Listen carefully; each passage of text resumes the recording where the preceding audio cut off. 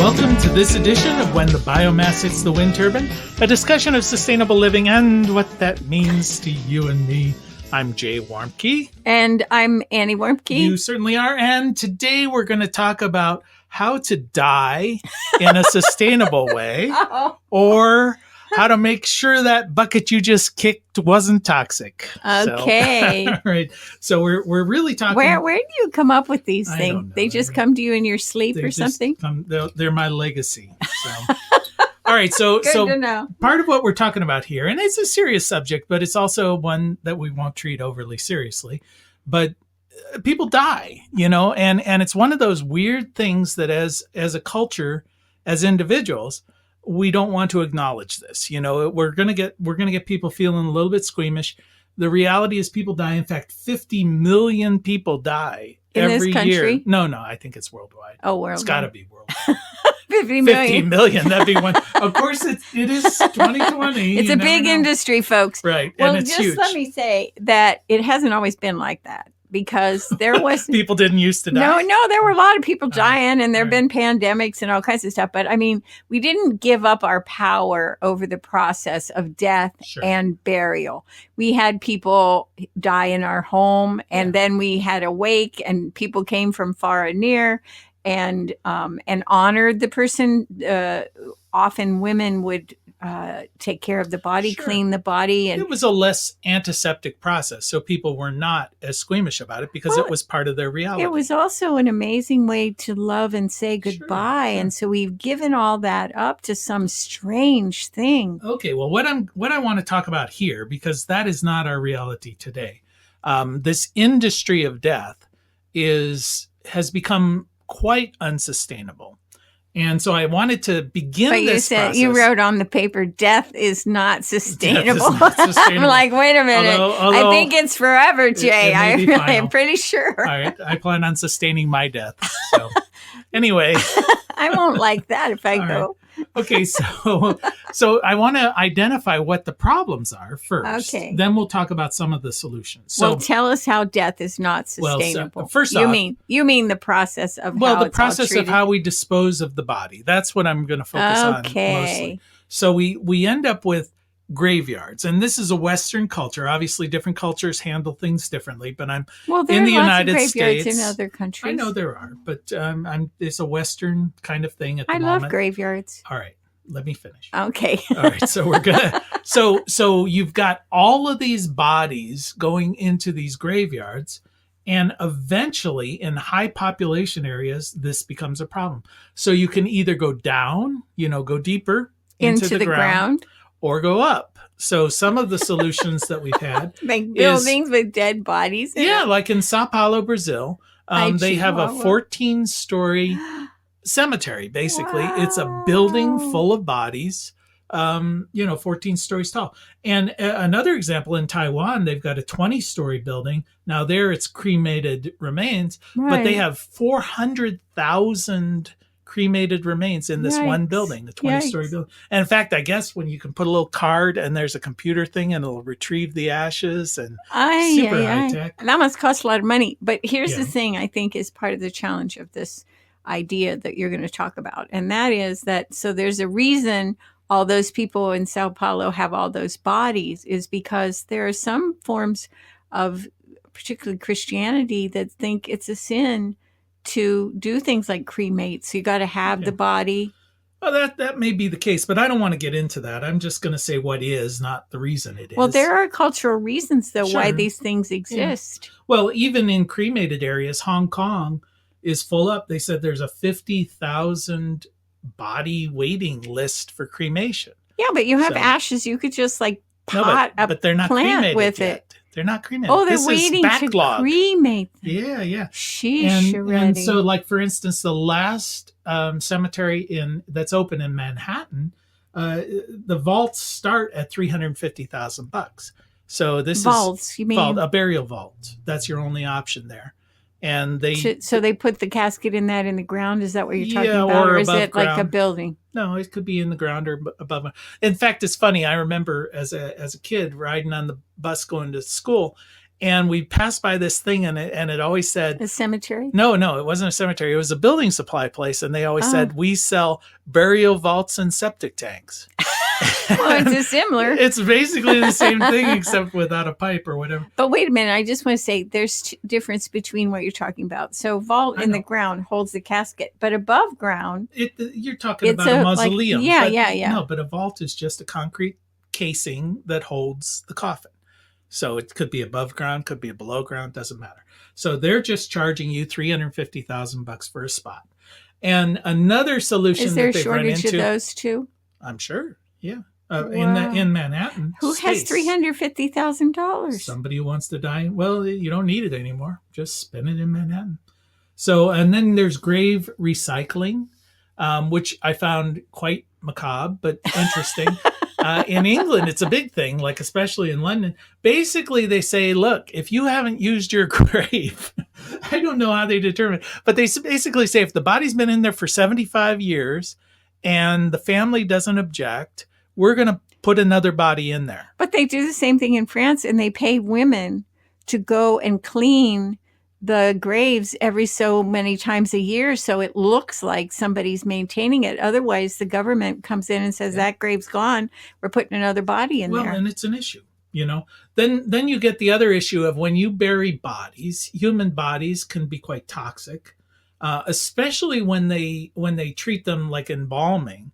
And the statistic I saw is that 800,000 gallons of formaldehyde, which is a cancer-causing agent, is used every year in the United States as part of the embalming process. And the whole idea of embalming to me is bizarre anyway, but it's basically just for that couple of days, I guess, for people who can, she looks so natural, that kind of thing. And it's a weird. Well, it's for extending the body so people can come for the funeral or look at it or whatever. But the other thing is, I guess pollution also could come because a lot of people take a lot of pharmaceuticals. Wouldn't that go into the ground too? It might. Those may be less long-lived, but there are issues like metallic body parts, pacemakers. But the implants. Caskets are supposed to be watertight. Well, maybe not. But if they're wooden, don't they break down over time? They typically do. So they said in a 10-acre average cemetery, you're going to find that there's about 1,000 tons of metal. Wow. In the ground? Yeah, as a part associated with the burials. Yeah.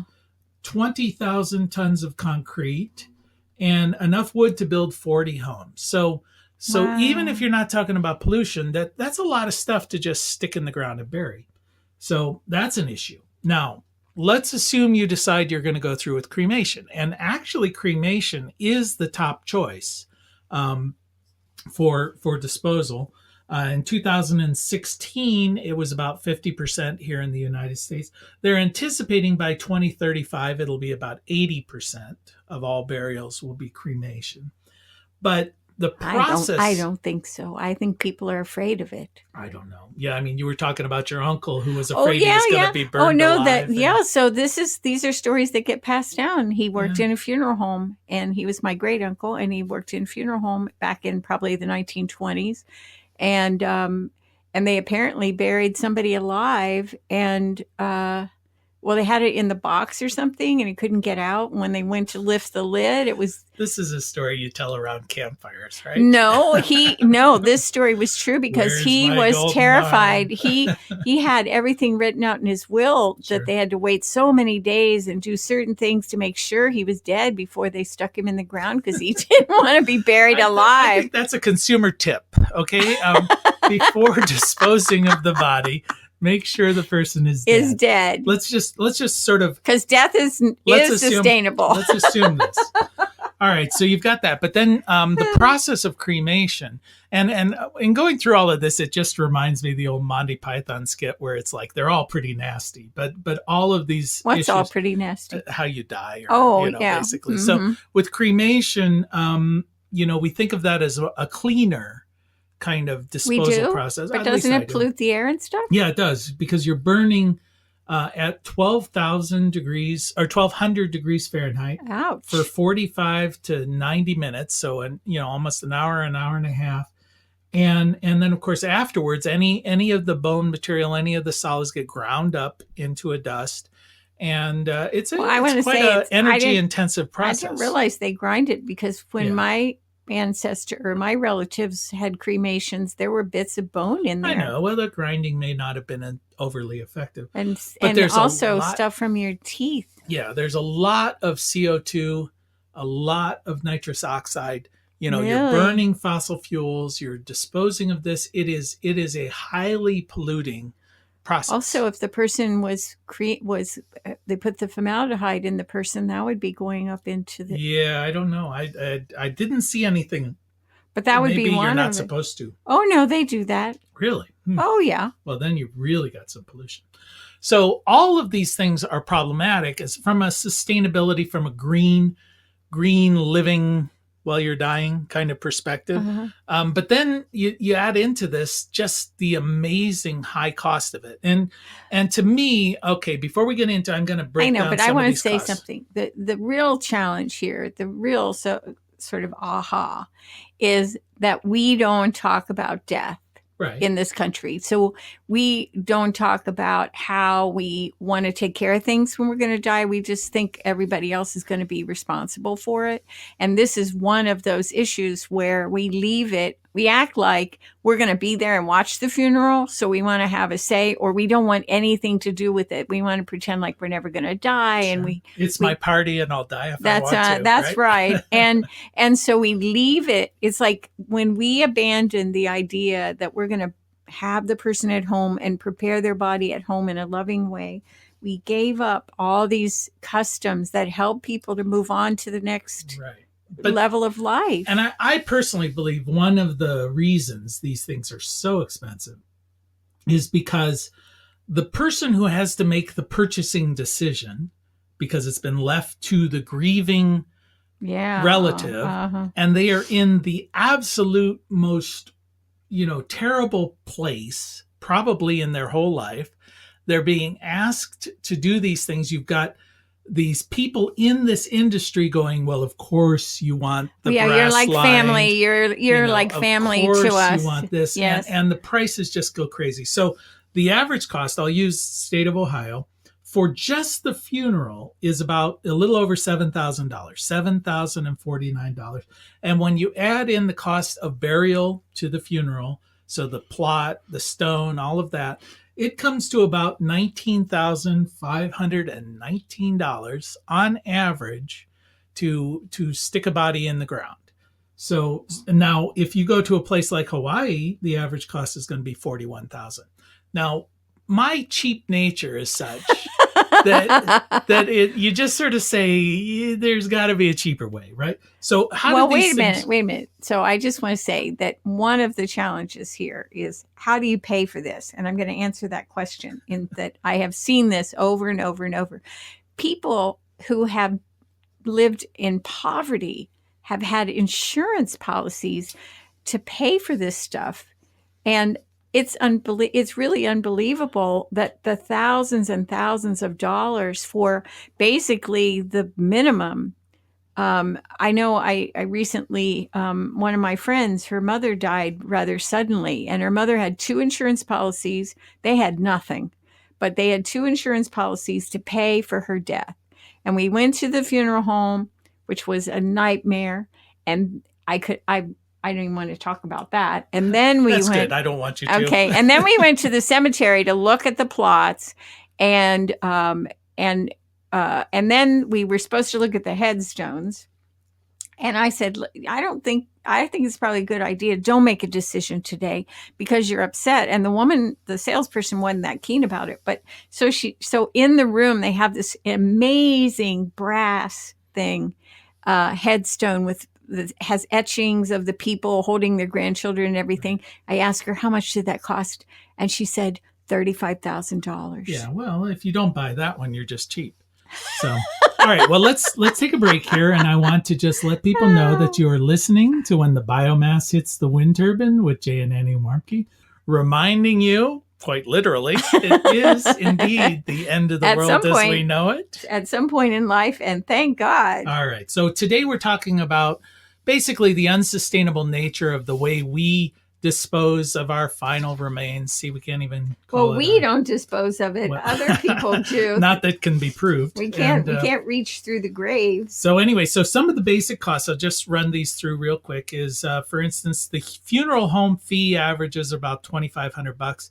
A coffin is $2,500, like for a basic this is one. Average. This is on average. Director's fee $1,500, body preparation $750, ceremony $925, transportation, the hearse and that thing $500. The average plot runs $1,000 to $4,000. A marker, a grave marker, $2,000 to $5,000. And if you decide, okay, well, we'll just do cremation, that'll save me some money. That's only going to take about $2,000 off the total cost. So instead of around $19,000, you're going to be at about $17,000. And if you're a veteran, the generosity of our system will pay $796. Well, that's an improvement. It was $425. So right. So anyway, so those are some of the reasons. Now I've kind of said, okay, we're running out of space. There are toxins, there are pollutions, there's high cost. Yep. So what are some of the solutions, some of the alternatives? Some of the solutions. Well, one of the solutions, which I'll just go back to the idea of the cremation, is you can donate. All right. Well, that's my last. Okay. Well, we talked about that. All right. I'm going to walk through in order because I have a list and I'm sticking to it. So, all righty.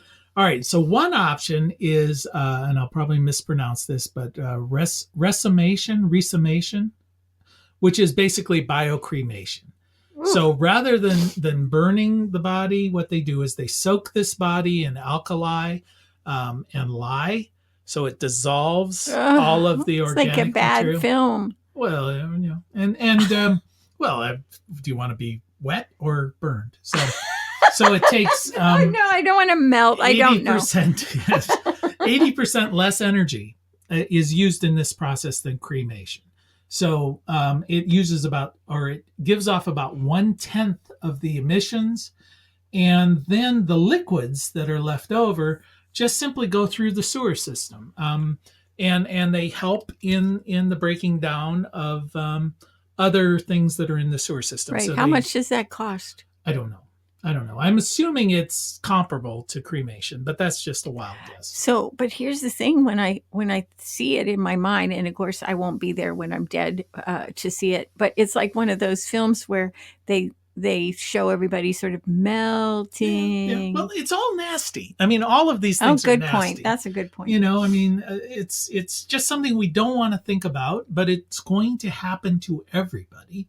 I like the idea of being in a box buried where the microbes come and eat you. Well, then that's another option. There you go. I like that. The whole idea of green burials. Yeah, I love that. And so you say, okay, well, instead of paying for a mahogany box with brass buckles and velvet line, just give me a basic paper or bamboo or pine or no box at all. Just wrap the bottom in a shroud. Mm-hmm. I have my shroud ready. You put it into the ground. There is no state that prohibits this. Wow, that's cool. And no state mandates that you have to have a particular container for the body. And in fact, most states prohibit funeral directors from not letting you pick which, if you go in and say, right, I want a funeral, but I don't want your casket. I've got this old cardboard box. But I do want to say that I'm sure that if the funeral home gets involved in this, where like they have to come and retrieve the body from somewhere or whatever, then you're going to not have a free ride. They're going to sock it to you, especially if they realize you're not going to pay for all their other stuff. Well, and that's always a problem because it is an industry. Yes, once again, and it's like the medical model. Once you get into the system, you lose control. So in a green burial, there is no embalming. That makes sense. Right. Mm-hmm. Well, there's some religions that don't want that. Yeah, sure. Say it's wrong to embalm, and that you would then once the body is put into the ground, if there is no embalming and there is no casket, then it leaves no chemical trace. The body if decomposes. They weren't full of pharmaceuticals or whatever. But so that's part of it, and there is even a concept that you were replenishing the quality of the land. Well, sure, because the microbes have something to eat, and they're bringing all that back. You become fertilizer. Yeah. And there are some green cemeteries. But some green cemeteries take it to the extreme where they say, okay, we've got this plot of land that is nutrient poor. We're going to use the bodies to replenish the land, and we are not even going to have markers. So you would be giving, not you, because you'd be dead, but your family would be given GPS coordinates. So instead of a marker for the grave, you were located at this particular place. And, they can plant trees or they can do whatever, but that becomes a pure green kind of burial cemetery. So that's kind of taking it to the extreme. And there are those people who would maybe not like that because there is a certain cultural value and personal value in being able to see a marker and say, yes, this is someone I knew, or this is some ancestor or whatever. And that's something that's lost because all of this stuff is lost. There's something lost because we found, for instance, we loved in Europe to go walking through cemeteries and just look at the stories, look at the graves and look at the old, and they're usually peaceful places and landscape. Almost like walking through a museum, or like an art center. But it's something that will be lost, and it's going to be lost regardless because it's a luxury we as a world cannot it's afford. An antiquated way of dealing with death that we've hung on to, which we gave away all the other antiquated parts that are really meaningful. And then that's what we've got left. And we've given up our power. Sure. Well, we can reclaim some of that. We can reclaim the idea of home burials. And home burials is something you and I have discussed. And again, I want to reemphasize, I want to be dead first. That's usually a legal I'll make sure. Right? I'll have some way to make sure. So this was the norm prior to the 1930s. Most family, they had their family plot or they did whatever locally. These home burials are legal in all states except Arkansas, California, Indiana, Louisiana, Washington State, and Washington, D.C. And in 3 states, California, Indiana, and Louisiana, they are illegal. Probably the only things those 3 states have in common with each other is they don't want you burying bodies at home. But probably in all 3 states, people do it, and they're just not caught. Yeah. There are 10 states that require that a funeral director be involved in the process. Yeah. But in most states, like the state of Ohio, once the death certificate has been signed, then you as the next of kin basically own the body. And you can take it to your home and bury it. Hang out with it. Bury it in a fashion that, obviously there are cultural requirements, but there may not be legal requirements. There are often local ordinances, but not statewide. So you might say, okay, you can't bury the body closer than 10 feet to a property line or near a stream or if water. it's not embalmed, you have to bury it within a certain period of time. Right, that's so usually it's going the to be case. Local. You would have to know more about not just what the state says, but also local thinking, health department stuff. Yeah, and how deep in the ground the body's you don't want it hooving back up with the freeze and thaw. Or animals digging, if you've got to get it like problem. 3 feet below at least. And of course they usually say, 6 feet under kind of thing.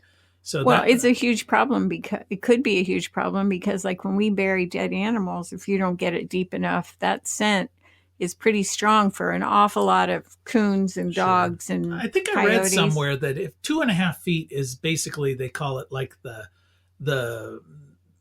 odor barrier or something like that. So there is some, but I'm sure it deals with soil type and the like. So that's an issue. So it's not like it's pure easy to deal with this, both emotionally. So bring in a backhoe, physically. dig the place out, throw the body in, cover it back over. You're good to go. And there are some organizations like there's the National Home Funeral Alliance, and they have some really specific guidelines on how to do this, how to dig the grave, what tools you need. Cool. Like that. We should get a copy of that. So that's good. Yeah. Mm-hmm. So they're local ordinance. Then there's another one which would be a little bit easier than, of course, burying the body, would be bio urns. So if the remains have been cremated, Then you can buy, they call them like tree pods, where you get a decomposable container, and they usually put things like peat moss or fertilizer or soil in with the ashes and the seed to a tree of some sort, and you just simply bury it, and then a tree grows from. Boy, they can sell anything. Yeah, well, and you can buy it on Amazon. It's like $100 to $200. And actually, when I was looking, but you couldn't use your own little. Oh yeah, you could use a milk carton or something. It doesn't really matter as long as it's big enough. But these things give it a little bit more, I don't know, ceremony. And there's usually not a whole lot of restrictions as to where these things can be buried. Talked about public parks. Probably don't want to get. They can't be buried at the cemetery because that's a business. When my mother died and I had ashes, they said, okay, so you have to have a special little vault thing that's like a miniature of the vault for the casket, and it costs so much to open the grave, and then it has to go in there a certain way, and then it costs so much to close the grave. I'm like, I'm not doing that. Yeah, well, and that's not a law. That's just their business model. Right. $1,000 or something just to put the ashes somewhere. And then, of course, there's another option, which this is your favorite option, which is donate the body, right? Donate it to science, to a medical school. I know you've made arrangements with Ohio University Osteopathic School. So let me talk a little bit about that process.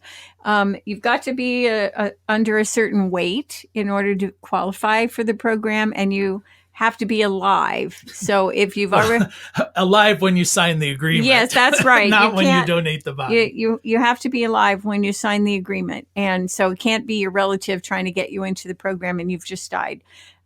It's a fantastic program. It helps medical students and people working to be physical therapists. The one at OU was really helpful to me when my brother died very suddenly. And they were amazingly compassionate. Yeah, they were really great. And they came and got the body. There was no cost.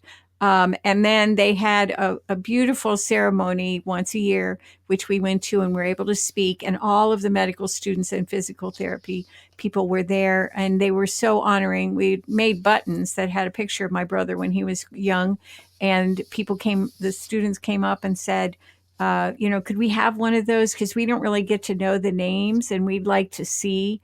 And they did keep the body for quite a long time, which made me feel good that he had really contributed something. And he was a nasty soul. And so this was the one good thing that he'd done in his life, was to ask to have this. Okay, well, on that pleasant note, on this pleasant well, topic. I'm just saying anything's possible. Yes, okay. Yes. Well, we want to thank you. You've been listening to When the Biomass Hits the Wind Turbine with Jay and Annie Warmke. We want to thank our Emmy Award-winning producer, Adam Rich, who is still alive. We'll make that note. He's silent, and we want to though. thank you for spending just a little bit of time with us. And as your grandmother hopefully told you, the secret to a happy and sustainable life is... play nice with others, clean up your own mess, and you should arrange your death before it happens. Yeah, it's a problem for those that are left over. All right, till next time. Bye-bye. Bye. I know the stars are dancing in the firelight. Soon we'll be together, and all will be revealed. Mother Earth will sing, and her children will be healed. See the morning glory blossom in the night. I know the stars are dancing in the twilight. Soon we'll be together, and all will be revealed. Mother Earth will sing, and her children will be healed.